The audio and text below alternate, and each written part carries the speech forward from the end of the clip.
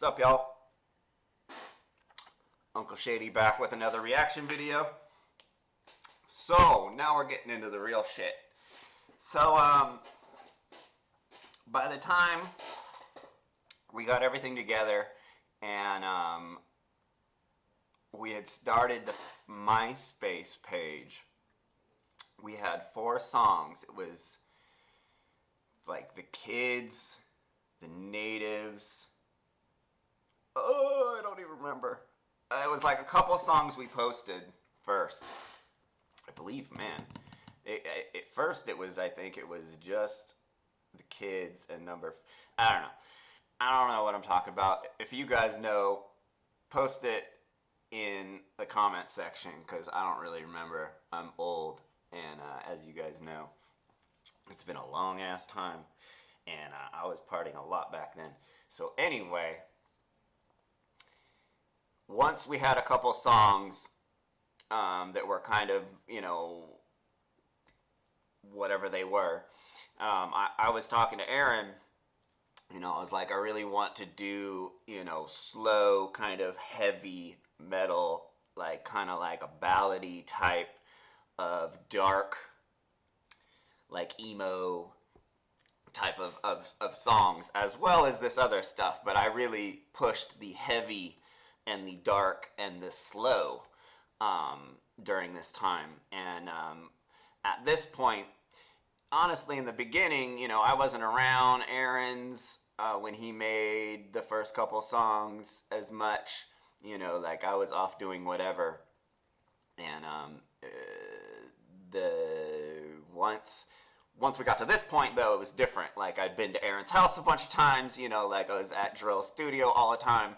So so I had a little bit more influence on the music and the tone and the style in this era. And this song, I remember, because I was talking to them about it, and they were like amped.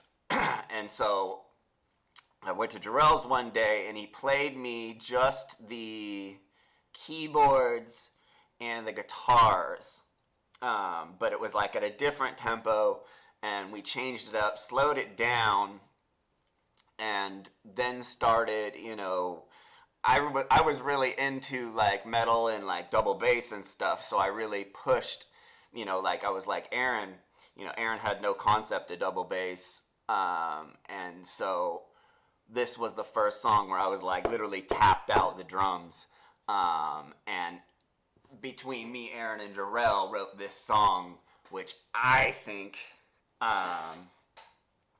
it would be a toss-up whether it would be this song or Knife or My Black Dahlia as far as my favorite songs, because those 2 songs I had a lot of influence on. I had influenced a lot, and that was the direction I wanted to take Hollywood Undead, or at least be, making sure that we made songs like that every once in a while, because I know Jordan really wanted to do, the kind of poppier, funnier type goofy stuff more, and like I was kind of like not into that. I wanted to do the more serious, dark stuff. So it could have worked really well if we had all been more mature or something like that. But the balance was really good there, in this like keeping a variety of different sounds going at this time for only having like 5 songs or something like that. But anyway, we'll get to it. Ugh. It like this this song like stirs, is very like nostalgic for me. I didn't this was a very interesting point in my life, this whole Hollywood Undead era.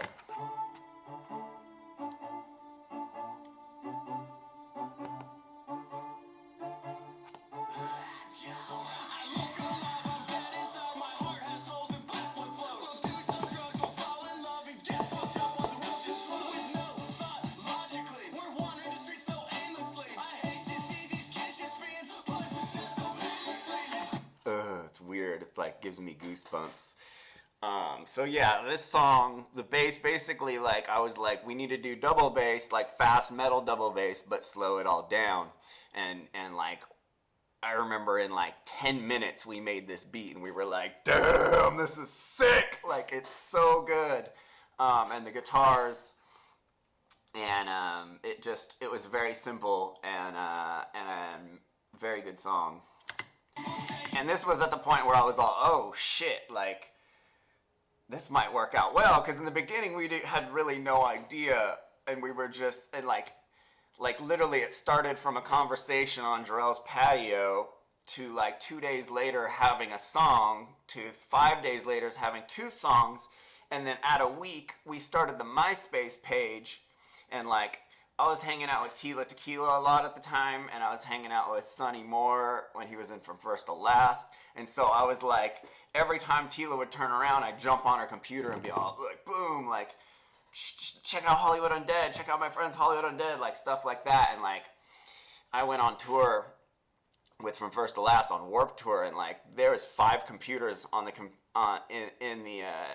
in the tour bus the whole time, and I would just jump on them and be like, check out my friends Hollywood Undead. But anyway, so this was the first time when I was like, oh shit, like, if we could write bangers like this, like, you know, like this was more of how, you know, this sound was my intention the whole time with these dudes. And then, you know, as the songs, as we made more songs, the direction just like went completely 180. And then after I was gone, it just, I don't even know what, like, the sound completely changed. Anyway, so getting back to this.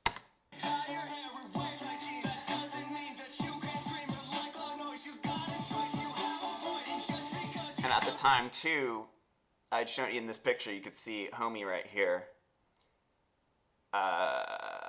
with the long hair. That was my friend, I just forgot his name, John. And then I had my friend Matt Adamantium, who was my drummer for like whatever bands I was ever in. He's just my go-to drummer. And like they were going to tour. That might even be Matt Right There by John. That is Matt Right There by John. Holy crap, now that I think about it.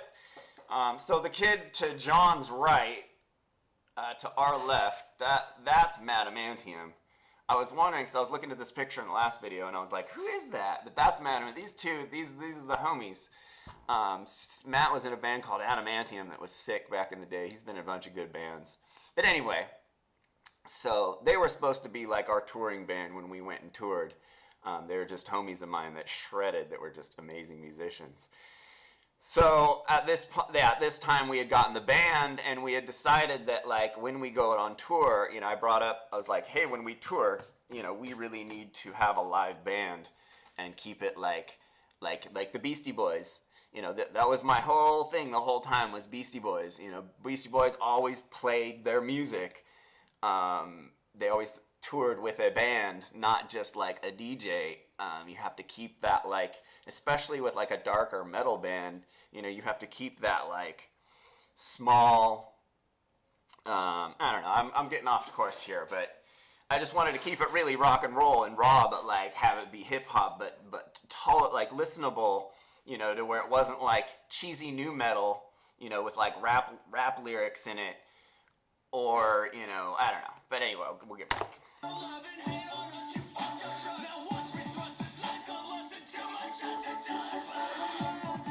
That part.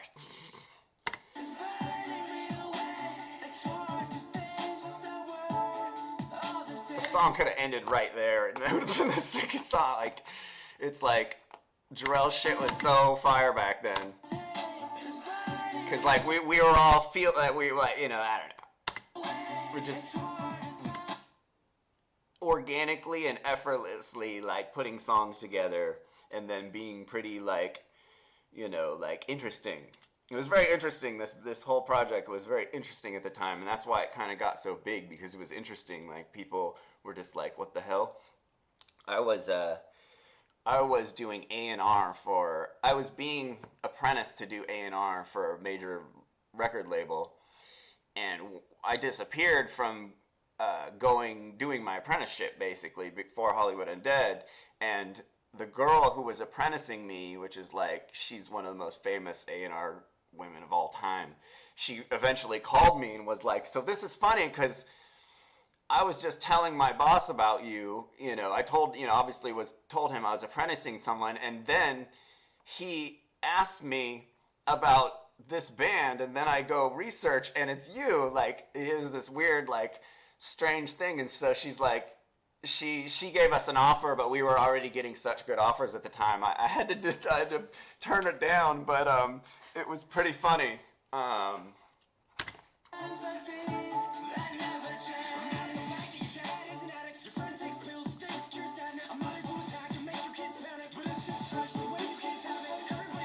So at this point, once we did this song, then I was like really, really, really engaged. Because in the beginning, it was like, okay, this is like kind of funny stuff. But those were just the first few attempts at doing what like we had talked about that day. So at this, once I had once I had this song in my hands, then it was like all. That's when I went on tour with From First to Last, and like was really like pushing for Tila, and like I arranged the song with Jeffree Star because I knew that was gonna blow us up even more on MySpace because he was huge and he was like someone I saw every week. So it was like I was just like doing the no-brainer things during a time when no one knew how to do anything on the internet. I was just kind of doing what I thought made sense to expose yourself on the internet or to expose your music.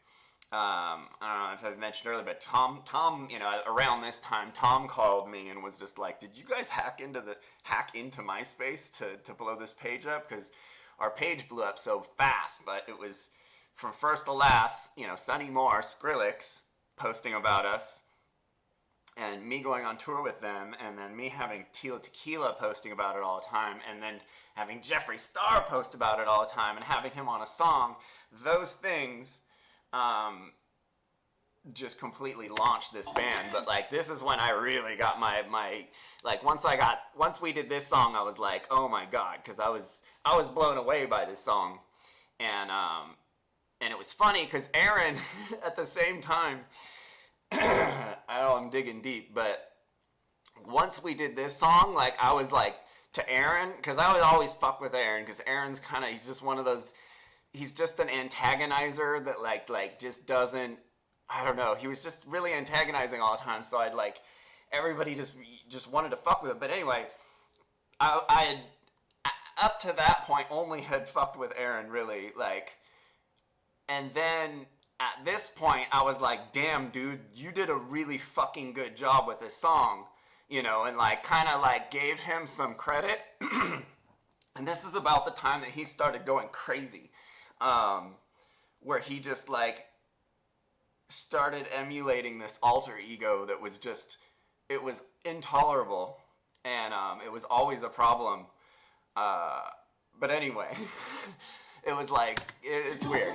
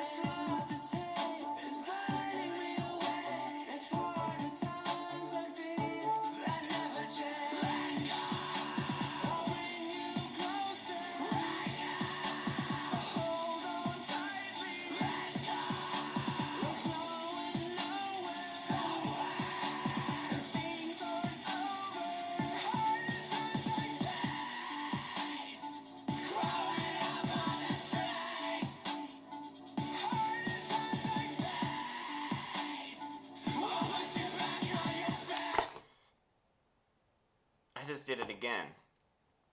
This isn't the original version of this song. There's another version of this song that I believe is out there. Like, it's out there. I should have looked for it. I just did it again. yeah, this version, this version's whack. Oh man, what did I do? I don't know. I guess if you guys know where it is, because they really did they put a lot of effort into getting rid of everything off YouTube that I was on. They put a very large amount of effort into getting rid of Shady Jeff from the band and erasing him off the internet. So no, I know for a fact it's not. It must. I don't even think it's that hard to find.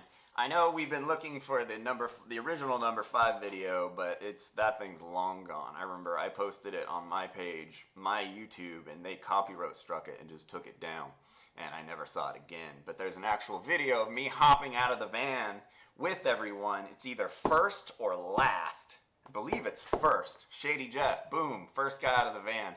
That version is the original version. Every other version has been chopped up by somebody with some intent of taking me out of it, because I was in a lot more of that video, and they just straight wiped me from it. So if anyone knows or has the original Knife Called Lust, this is, I don't know, this is Matt and Aaron doing the screams on the end of this song. That's not even, it was my vocals through 3/4 of this video, which is funny.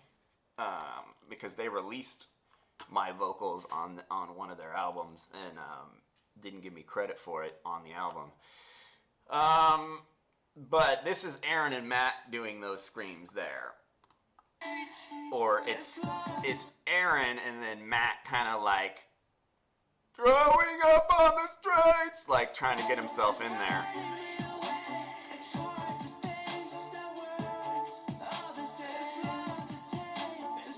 No, that's me. But that let it go. That's all. That was my part before.